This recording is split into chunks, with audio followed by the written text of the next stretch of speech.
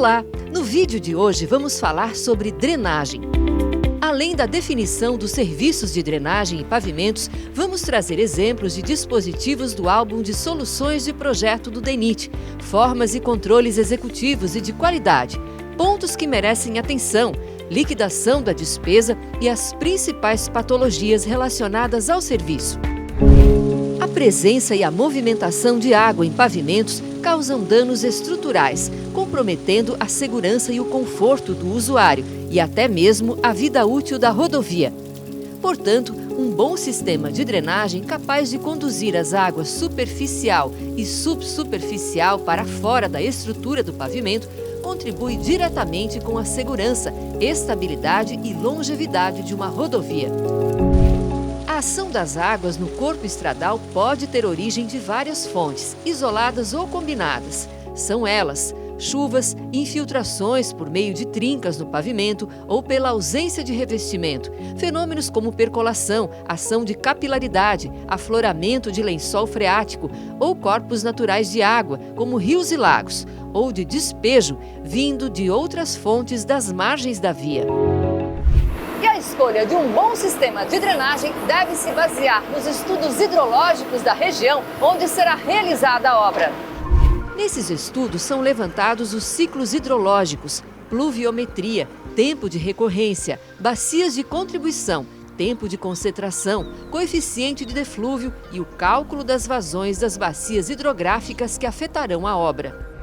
Bom, pessoal, é preciso ter em mente que um bom sistema de drenagem ele leva em conta as peculiaridades do local, assim como o seu custo de implantação e a sua manutenção ao longo da sua vida útil. Um sistema de drenagem é composto por dois tipos de obras de arte especiais e obras de arte correntes. As obras de arte especiais são construções que, pelo porte, dimensionamento de estrutura e fundação, exigem maior esforço de projeto e execução. Pontes e túneis são os exemplos mais comuns desse tipo de obra. No âmbito da drenagem propriamente dita, se forem necessárias fundações e projetos específicos, como no caso de bueiros de transposição de Talweg.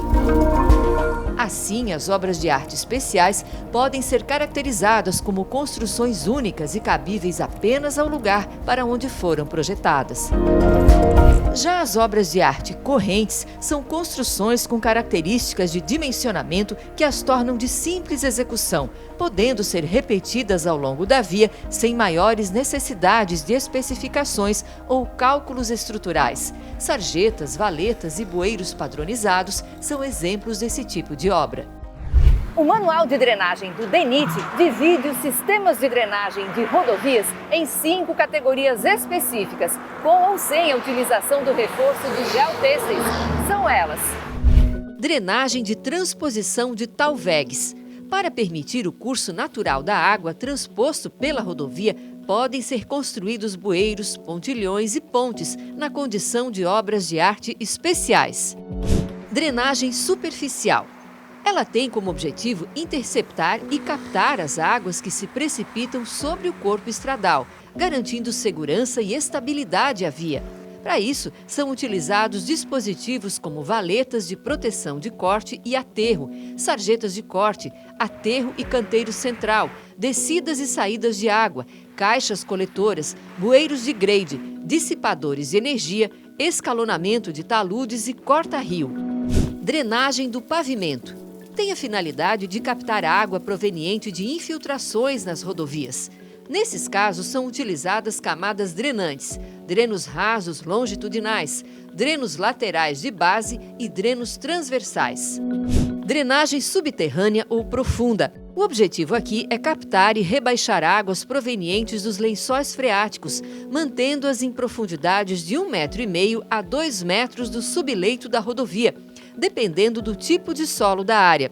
Nesse caso, se recorre a drenos profundos, drenos espinha de peixe, colchão drenante, drenos horizontais profundos, valetões laterais e drenos verticais de areia.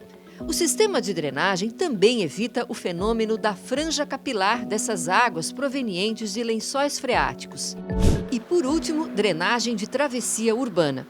São utilizados recursos como sarjetas, bocas de lobo, poços de visita, galerias e estruturas especiais. Esses dispositivos tratam de forma mais específica a drenagem em trechos urbanos da rodovia. E vamos detalhar agora alguns pontos que devem ser considerados no projeto e na execução de sistemas de drenagem para rodovias. Atenção às dimensões de dispositivos como valetas, sarjetas e de transposição próximos ao acostamento e faixas de rolamento. Eles não devem oferecer risco ao usuário, tornando-se obstáculo ou causando mudança brusca de geometria na via. Deve-se evitar o uso de tubulações com diâmetro nominal menor ou igual a 400 milímetros, porque possuem grandes chances de entupimento. Também deve-se evitar tubulação sem armação. Lembrando que a ABNT 8890 de 2020 obriga a utilização de armaduras para tubos com diâmetro nominal maior ou igual a 600 milímetros. Atenção aos recobrimentos mínimos e máximos dos aterros, que precisam constar no projeto e não devem ser inferiores a 1,5 vezes o diâmetro nominal acima da geratriz superior da tubulação. O aterro para recobrimento deve ser realizado em camadas compactadas de 15 centímetros. A base do berço de concreto deve ter espessura mínima de 10 centímetros. Atenção à resistência característica do concreto utilizado para os dispositivos moldados in loco. Recomenda-se FCK mínimo de 20 MPa aos 28 dias. Atenção ao controle tecnológico dos materiais utilizados para pré-moldados e peças moldadas in loco. E atenção ainda ao gabarito, linearidade e declividade dos dispositivos de drenagem. O escoamento não deve ter alta velocidade, nem ficar estagnado ou causar entupimentos. O controle geométrico deve considerar variação máxima de mais ou menos 1% em relação às dimensões da seção do dispositivo previsto no projeto tipo e mais ou menos 10% em relação à espessura.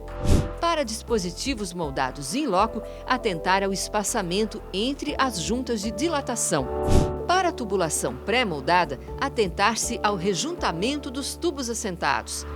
Taludes de corte e aterro devem ser protegidos da ação direta da água por meio de valetas, sarjetas ou outro dispositivo capaz de conduzir e desaguar em local correto.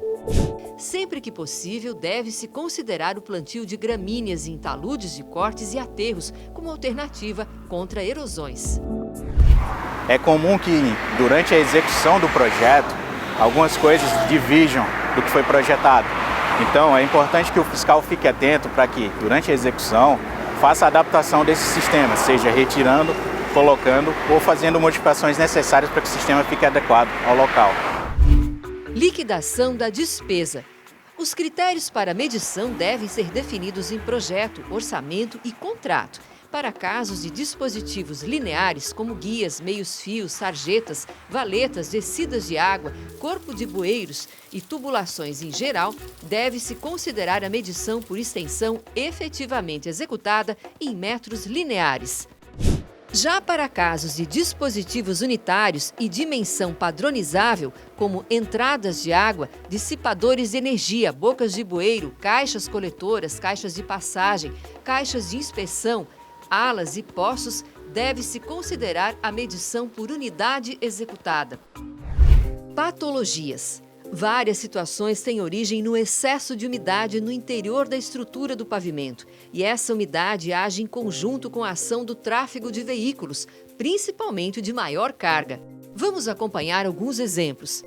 Redução da capacidade de suporte na estrutura do pavimento, desagregação do material e formação de panelas, afundamentos localizados, rompimento da estrutura do pavimento, rompimento e deslizamento de taludes de corte e aterro, bombeamento de finos e arrancamento progressivo dos agregados, entupimento e transbordamento da drenagem por falta de manutenção, acúmulo de água na camada de rolamento, possibilitando a aquaplanagem de veículos.